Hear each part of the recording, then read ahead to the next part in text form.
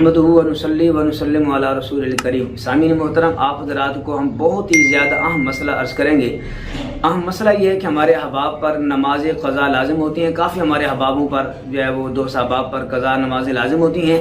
वो क्या करते हैं, जब नमाज़ पढ़ने के लिए तशरीफ़ लाते हैं तो नमाज़ पढ़ते हुए वो उन पर क़ज़ा नमाज लाजिम होने के बावजूद वो नवाफिल को ज़्यादा जो है वो अदा करते हैं। जैसे नमाज ज़ोहर अदा करने आते हैं तो आखिर में 2 रकात नफल अदा करते हैं। ईशा की नमाज़ में पहली 4 सुन्नत गैर मुअक्कदा भी नवाफिल कहलाती हैं, और उसके अलावा फिर बाद में वितर से पहले, वितर के बाद, ये नवाफिल जो तकरीबन 8 नवाफिल बनते हैं।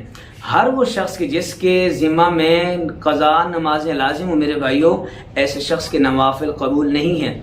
मुफ्ती अहमद यार खान नईमी अलैहिर्रहमा फरमाते हैं, इसकी मिसाल ऐसे है जैसे किसी शख्स ने किसी को कर्ज देना हो, उसको वो कर्ज ना दे बल्कि कर्ज की जगह पे उसको गिफ्ट और तोहफे तहफ भेजता रहे। फरमाया ये बिल्कुल जायज़ नहीं है। पहले कर्ज अदा करना चाहिए, बाद में गिफ्ट और तोहफे तहफ देने चाहिए।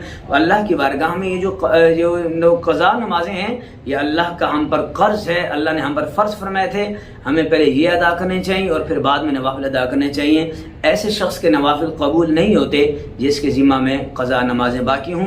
लिहाजा आप हज़रात से हमारी मुअद्दिबाना गुजारिश है, इल्तिमास है, आप क़ज़ा नमाजें अदा करें। हम इंशाअल्लाह अगले वीडियो में आप हज़रात को बताएंगे कि क़ज़ा नमाज़ों का तरीक़ा क्या है। अल्लाह ताला हम सबको अमल की तौफ़ीक़ अता फरमाए।